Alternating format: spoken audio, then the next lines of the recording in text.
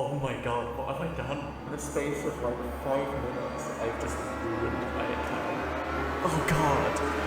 Oh, it's so bad. This is Nuzzledane. I'm locking myself to whatever gear I can get my hands on first, and facing the greatest challenges of RuneScape. Welcome to Runelock.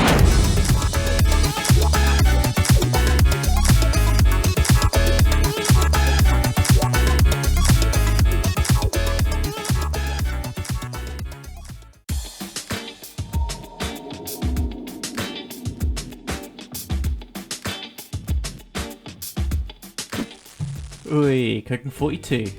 Welcome back to Runelock. The Lumbridge cook has a rat problem, and luckily enough, I have an appetite for rat rump steak. When we left off, I had some of the basic components for my gear set up, and everything was going to plan. Right now, these rats are a great vehicle to train my combat skills. Defense level 31!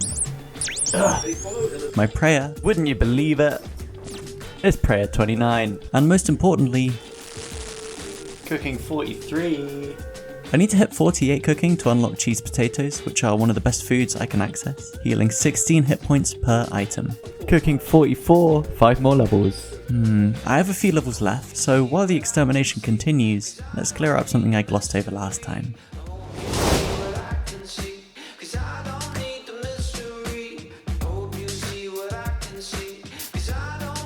We've established our rule set. I'm locked to the first item I get for a slot each region, and can only leave a region after defeating all available bosses. But as some of you might have noticed, this could potentially lead to some impossible situations, or soft locks. To resolve this, I've put two major exceptions into place: the impossibility clause and rerolls. Firstly, in RuneScape, a lot of bosses are locked behind quest completion or can only be damaged by one part of the combat triangle, sometimes changing through the fight, such as Akka in Tombs of Amaska. The impossibility clause gives me an out that if something is impossible to complete within the restrictions but is necessary for the end goal of defeating all bosses, I'm allowed to equip item switches. These switches are limited though. They 1 need to be as limited to as few items as possible, and 2 follow the same rules as other equipment. So I won't be taking full setups in with me, it will likely just be 1 or 2 items. In the case of quests, there are some that require items being equipped. I'll only be completing quests that are absolutely necessary to unlock bosses later down the line though. Secondly, rerolls. There may be times where I completely mess up and potentially ruin the account. Sometimes these mistakes might make it close to impossible to actually beat a region. To throw myself a bone, I'm giving myself the ability to unlock a slot and get rid of the item in it. These rerolls are very limited though, and have to be unlocked. Every 200 total levels I gain, I'm rewarded with 1 reroll. In RuneScape, the max total level is 2,277. This means that in total, I'll have 11 rerolls at my disposal across the whole account's run. These are a Hail Mary, and I'll only be using them to save completely unsalvageable situations. I'm also the type of person to hoard good items in an RPG until the very end game, so who knows if I'll even want to use them. Now, these should be the only exceptions I need to make this game mode actually viable. If you do disagree though, and think that these are too easy, then please hit the like button to express your discontent. And there it is, level 49 cooking. We can now make Axeman's Folly, but what is not shown here is that we can now make cheese at level 48. Huh. Oh god, I miscalculated, I went a level over. In the course of this grind, I did kill 3,000 giant rats, which definitely helped train my combat stats, even if I did go over by a level. Now that I can actually make the cheese potatoes, I can plan out my route for making them. After a little bit of experimentation, I've come up with this. Cheese potatoes need 3 core components: potato, butter, cheese. Oh wow, you don't say. First, I need to bake a full inventory of potatoes. I can pick these northwest of Lumbridge and take them back to the kitchen. Then I head into the general store and drop the baked potatoes to buy a full inventory of buckets. Dropped items stay on the ground for 3 minutes before disappearing, so from this point on, I'm now locked into a 3-minute timer. From here I need to juggle the buckets and potatoes up to the northern cow field where there are cows I can milk. With a full inventory of milk buckets, I then juggle all my items over to the nearby dairy churn and turn all of the milk into butter. The churn is slow, so I have to juggle everything a few times while I do this. With a full inventory of butter, I can add it to the potatoes to make buttered potatoes, and then I take everything back to the cows for another full inventory of milk, head back to the churn, and turn it all into cheese, and then add that to the potatoes. Gently, gently. It's a long process, but it's the best I can do for food right now unless I went for anchovy pizzas. Now we've locked down a food source, it's time to finish off our gear, so let's get started. Oh, right, I have some explaining to do. October 25th started like most of my other days. I woke up, popped on a pot of coffee and started grinding. It just so happened to be the 1-year anniversary of me posting my video, and I was happily looking back at the past year of progress. After the first episode of this series came out, a friend was telling me that I should really be looking into beginner clues. They can often require only one clue step completion, and can sometimes have stuff that'd be really useful for the account. He was right, but I was worried that I might accidentally fill a slot with something terrible. I continued my grind, and lo and behold, a beginner clue dropped. The first step was in Draenor Village, not too far away, so I decided I'd take the chance and maybe it'd actually be something insane. It was a 2-step clue, but the second step was also one I could complete, just needing me to go to Varrock and talk to an NPC. I could have walked there.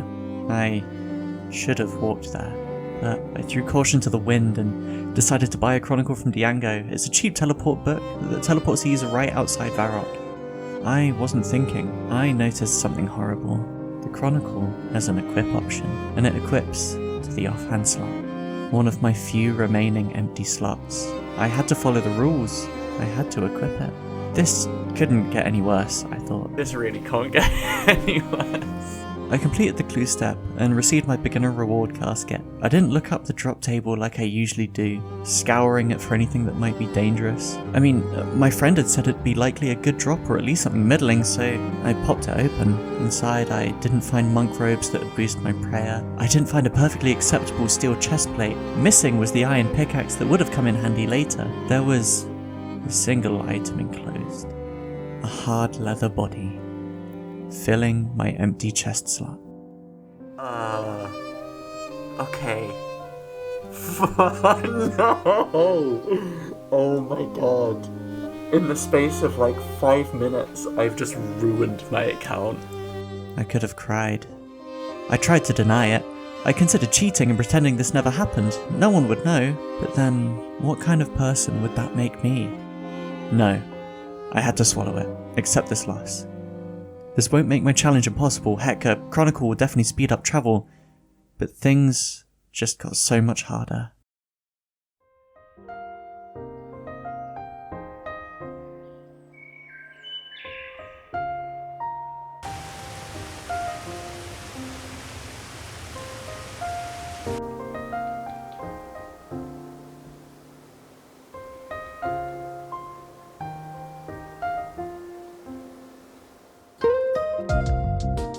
So I've made this bed and it's time to lie in it. How do I fix this?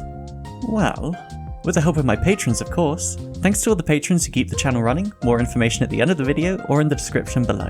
I certainly wasn't ruined, and now having the Chronicle I was at least able to get around the map faster. I'd already planned on grinding my smithing up for mithril plate legs, so I figured it best to just get started on that before I do anything else stupid. This wasn't the end. Defense is certainly important, especially at lower levels, but while fighting both bosses I'll be negating a lot of damage by using protection prayers. They'll be more important later, but it did get me thinking, how much defense do I really need? I'm aiming to train my stats to around the 60s, and I have a pretty good food source available, all things considered. It might put me in a tighter spot, and I'll probably have to play like Wooks. But I think I can get away with only training my smithing to 46 for steel plate legs, instead of the 66 for mithril. The difference between the two defense-wise isn't that huge, and this would be a massive time save. I'll also be going for a ring of recoil anyway, which helps my damage output when I'm getting hit. And if it truly is impossible with a hard leather body, I could always cash in the reroll I have. Not that I'm particularly keen on doing that though. Best I get a leg on them. Since I have no bank, I'll have to mine all of the ore myself, and then run it to the furnace and smith it. This makes the process of grinding smithing unbelievably slow. For most of the grind to 46, I need to smith iron pieces, but first I need 15 to do so I'll be doing a little bit of bronze. There's 15 smithing, now the real grind begins.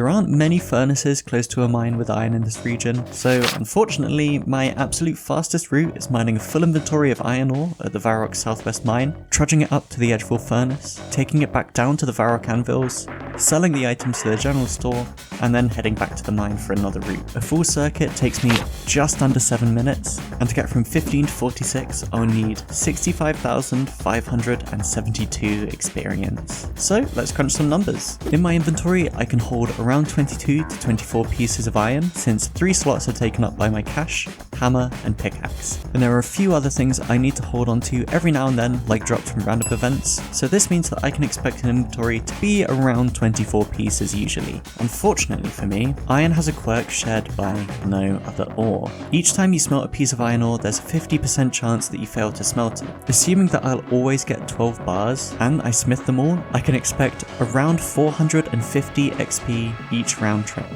This means that I'll need to make 146 7-minute trips to complete this grind. At complete max efficiency, this means it'd take 17 hours to get from 15 smithing to 46.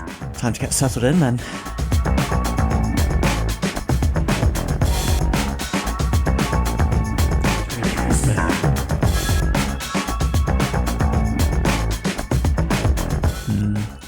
I need a better pickaxe.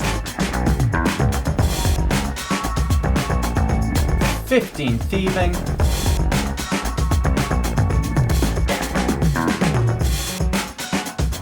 I need to be careful here, I could potentially completely ruin the account.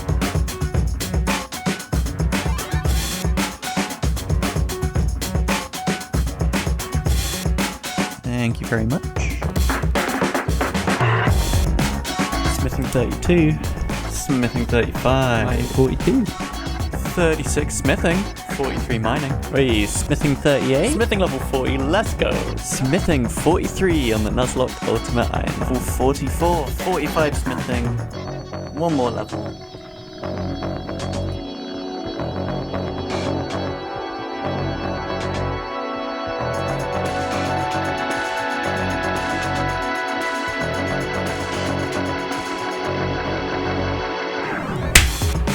.46 smithing, it's done. I can finally go make those plate legs. That took entirely too long. And with that over and done with, I can now equip the final piece of my setup, steel plate legs. This is the first complete setup for the first region. You may notice though that there's a piece of this setup I haven't mentioned. I'm perhaps not the best person to be playing an Ultimate Iron Man. The game mode benefits from staying focused to one task at a time, but I like to jump around. Luckily, the smithing grind only takes 3 permanent slots in my inventory, so I had the space to hop around a little bit. Midway through the grind, I hit a Captain Arnav random event. A lot of random events have some good stuff for me, from XP rewards to uncut gems. Dude, I'm gonna come. Captain Arnav here happens to be a useful, if dangerous one. Completing the event can give me a piece of gold jewelry, or if I'm lucky, a gold bar, and praise Guthics, I needed this luck. So I took a moment away from the smithing grind to get 20 crafting, stole a ring mold off a barbarian in Barbarian Village, and created a sapphire ring using some sapphires I got from a quiz random event. With the sapphire ring locked in, I just need to enchant it for a ring of recoil, but I'm gonna hold off on that just for now. Another small detour I took was to grind magic.